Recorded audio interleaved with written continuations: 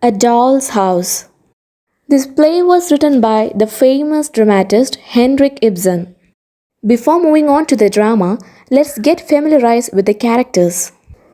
Torvald Helmer, his wife Nora, their common friend Dr. Rang, Niels Krogstad. Krogstad was Helmer's colleague. Mrs. Linde. Linde was Nora's friend. And Anna Maria, the nurse. So these are the main characters. This video aims about the act-wise summary of this particular drama. A Doll's House is one of Ibsen's realistic problem plays. The whole drama takes place in Helmer's house. Act 1. This particular act takes place in the drawing room of Helmer's house. Nora returns home after her Christmas shopping. The conversation that takes place between the husband and the wife suggests that they are still very much in love after 8 years of marriage. He calls her his squirrel, his skylark, and his little bird. He also calls her his squanter bird, implying that she is a spendthrift. Helmer is now promoted as the manager of his bank. So Nora tells him that his promotion at the bank now means that they can afford extravagance. Even Nora advises him that if they suffer from any shortage of money, they should borrow it from others. But Helmer explains to Nora that his policy is no debt and no borrowing. There can be no freedom or beauty about a home life that depends on borrowing and debt. They have been living bravely without any debt and they will wait for some more time. Then Helmer presents her with 10 shillings. Nora displays her shoppings before Helmer. She then gave the Christmas presents to her children.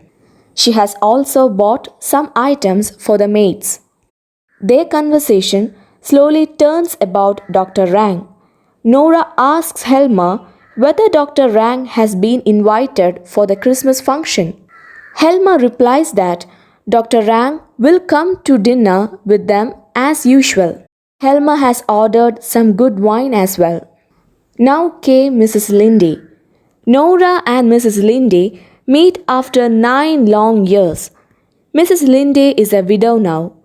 Nora tells Mrs. Linde that she came to know about the death of her husband from the papers and she wanted to write to Mrs. Linde, but something always prevented her from writing. Nora informs Mrs. Linde that her husband, Mr. Helmer, has been made the manager of a bank and he is to take up the work in the bank as the manager at the new year. Then he will have a big salary and lots of commissions. Mrs. Linde recalls that at school, Nora was a great spendthrift. Nora tells Mrs. Linde that after their marriage, Mr. Helmer overworked himself dreadfully. He had to make money every way he could and he worked early and late. But he could not stand it and he became dreadfully ill and the doctors said he must be taken to Italy for better treatment. It was a wonderful and beautiful journey and it saved Helmer's life. It cost about £250. It was just about that time that Nora's father died. She would not see her dying father as she was expecting little Ivor's birth every day. Also, she had her poor sick Torvald to look after. That was the saddest time she has known since her marriage. Mrs. Linde tells Nora that it was true that she did not love her husband. She married him because of her penury or her extreme poverty. His business was a precarious one. The word precarious means doubtful or groundless. After his death, the business went into pieces and there was nothing left. Then she tried her hand at running a small shop and a small school to support her sick mother and brothers. Now her mother is dead and her brothers are employed and they no longer need her. And she has now no one to live for anymore. She has no money and is on the lookout for a job, and she solicits the help of Nora. Nora offers to help her.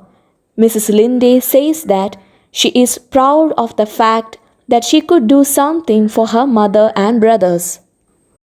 Nora says that she has also something to be proud of. It was she who saved Helmer's life. Helmer would never have recovered if he had not gone to Italy. He had no money. It was Nora who found the money. Upon being asked how she found the money, she confesses that she had actually got it as a loan without her husband's knowledge and was repaying it in installments and with interest from her household allowance and from the money she earned by doing some works.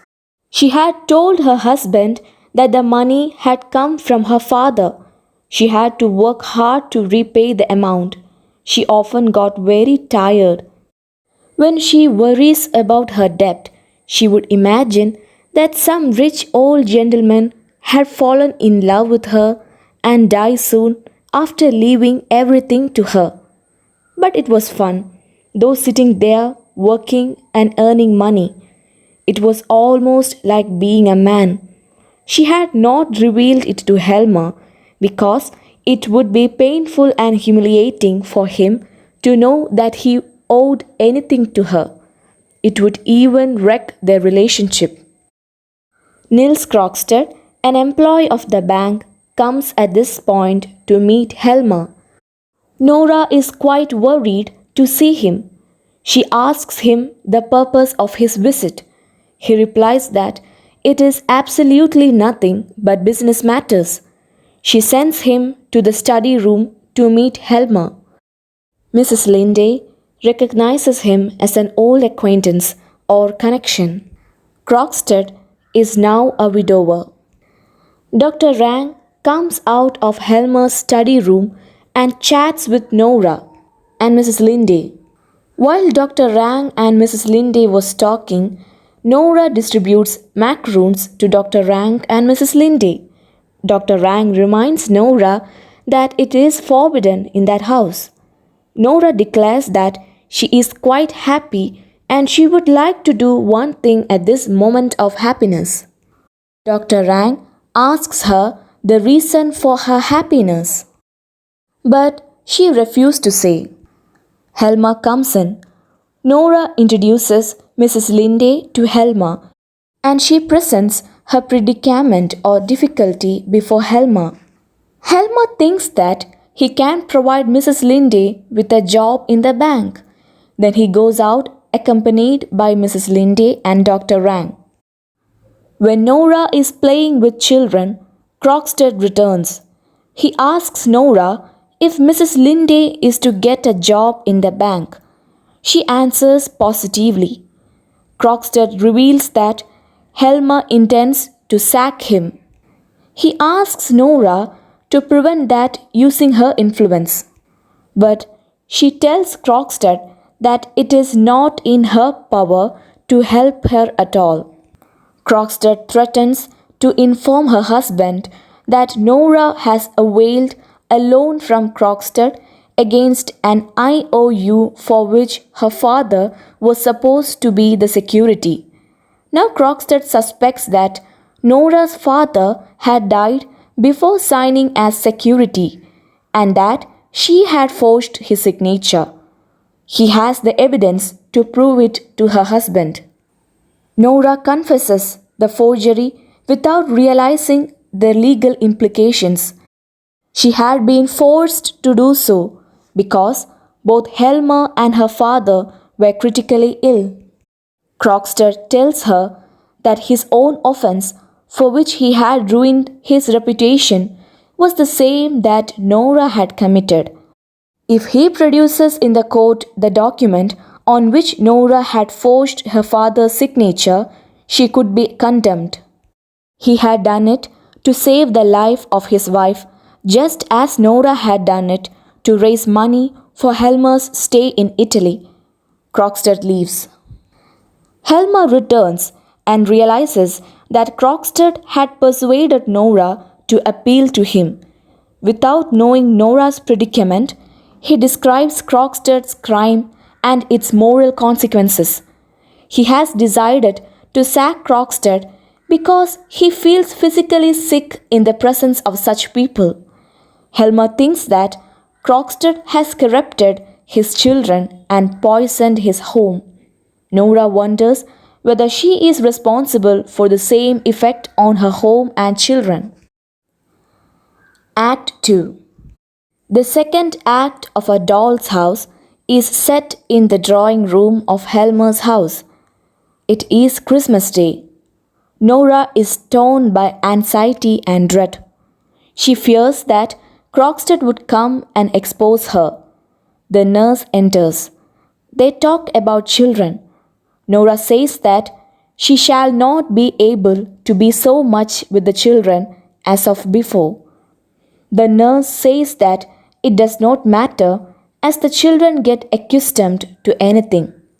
Nora asks whether they would forget their mother if she went away altogether. The nurse wonders how Nora could speak like that. Nora asks the nurse how she could have the heart to put her own child out among the strangers. The nurse says that her daughter has not forgotten her. Her daughter would often write to her. The nurse leaves to look after the children. Mrs. Linde comes. Nora tells her that there is to be a fancy dress ball at the Steinbock. Torvald wants Nora to go as a Neapolitan fisher girl and dance the tarantella that she learned at Capri. Nora tells Mrs. Linde that Dr. Rang has tuberculosis of the spine because of his father's moral corruption. Helma returns. In the conversation between Helma and Nora, Nora requests Helma not to dismiss Krogstad. Helma cannot understand the meaning of her request. She says that it is for Helma's sake that she pleads. Krogstad writes in most scurrilous newspapers and he can harm Helma in so many ways. But Helma says that it is already known at the bank that he means to dismiss Krogstad.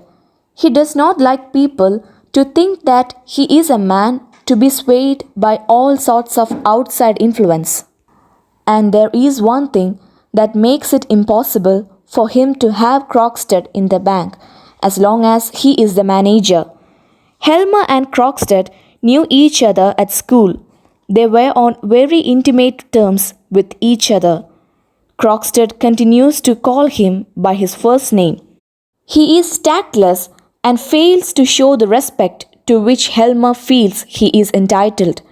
This would make his position in the bank intolerable.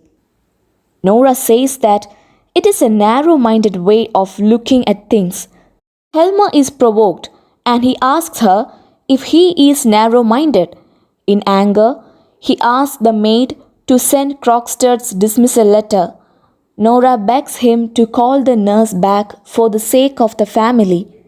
But Helma did not listen to her.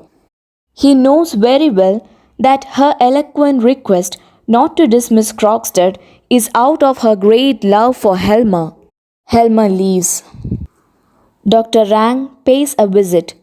He has been sick for a long time and he fears that his death is drawing near. He has to face the bitter truth. He says that he has made a careful analysis of his condition and found that he is bankrupt in terms of his physical condition. He says that he will inform Nora about his death by sending her his visiting card with a black cross on it. Dr. Rang feels that he is suffering from the sins of his father. His father had lived a gay of profligate life. He is sad at the thought that a retribution is being exacted from him for his father's sins. At last, Dr. Rang tells her that he has been in love with her all these years. But Nora does not appreciate an open declaration of his love. She prefers to keep their relationship as it had been before. She enjoys his company. She says that when she was a girl, she loved her father but enjoyed the company of the maids. Being with Torvald is like a little like being with father, and she would like to be with Dr. Rank as a friend. Krogstad visits Nora again. Nora informs him that she could not prevent his dismissal. She fought as hard as she could, but it was of no use. Krogstad says that he would keep Nora's bond in his possession and use it to make Helmer give him a better job in the bank, eventually in a higher position. Krogstad then drops a letter for Helmer in the letterbox in which he has revealed the truth about Nora.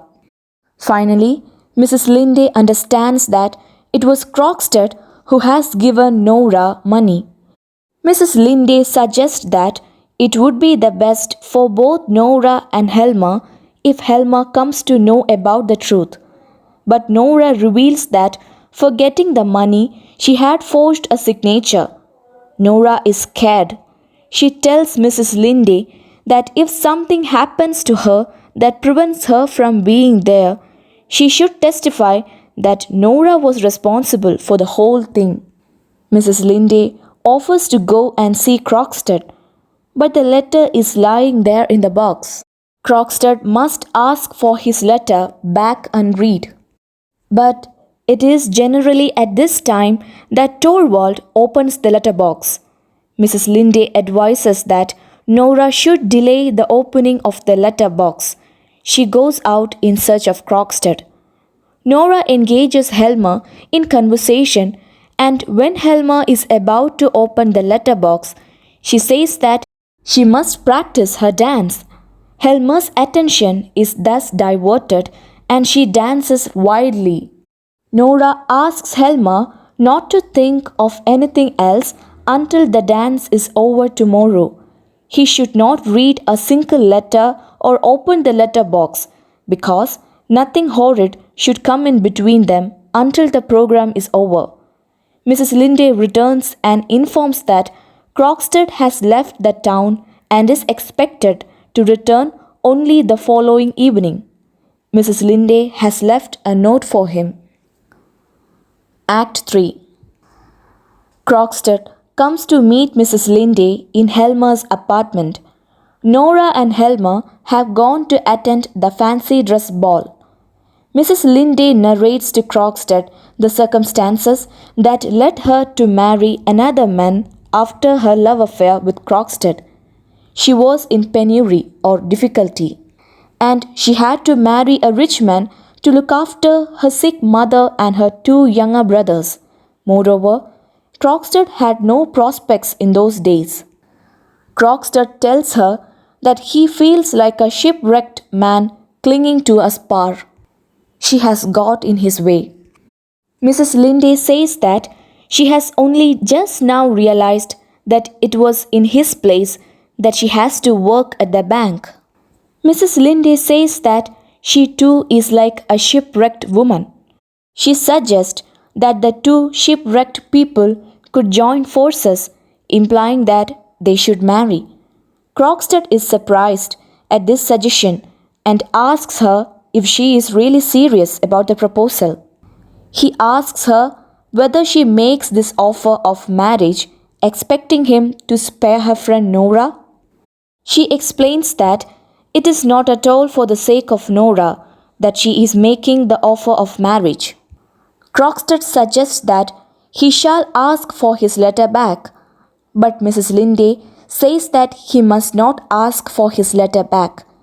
Helmer must know the whole story.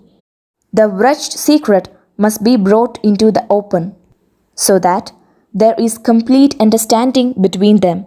As the dance is over, Helmer and Nora return back to their home, and by that time Krogstad leaves.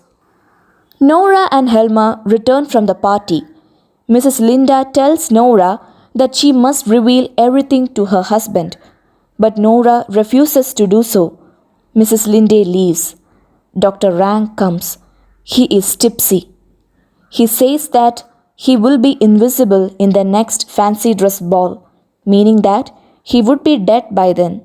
When he goes, he drops two of his visiting cards with black crosses on his printed name into Helmer's letterbox. Helmer opens the letterbox and finds Krogstad's letter. Nora makes up her mind to leave the house before Helmer comes out after reading the letter. But Helmer comes with the open letter. He accuses her of being a hypocrite, liar, and a criminal, and declares that he will not allow her to bring up the children. Soon Helmer receives another letter from Krogstad. Krogstad has expressed his regret over his actions and has sent back the IOU. In a jubilant mood, he tears up the letter and tells her that he forgives her completely. Nora thanks him for his forgiveness, but she is very firm on her decision to leave Helmer. Nora says that she has been wronged by her father and her husband. Her father regarded her as a baby doll, and Helmer regarded her as a doll wife.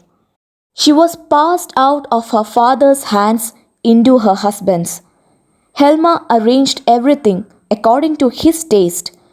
She had been leading a doll-like life with Helmer. She has now discovered the hollowness and egocentric nature of her husband. She has now discovered her own identity and now wants to educate herself. She decides to leave him and her children altogether. Helmer desperately pleads with Nora to remain with him. He appeals to her sense of duty as a wife and as a mother. She is not prepared to accept his views. She says that her first duty is to herself. Then she takes back her wedding ring from Helmer and gives him hers and leaves the house after slamming the door behind her. So that's all about the drama. As I said earlier, this video only aims at the summary of the 3 acts of this particular drama. I hope this video would be helpful for you. Thank you.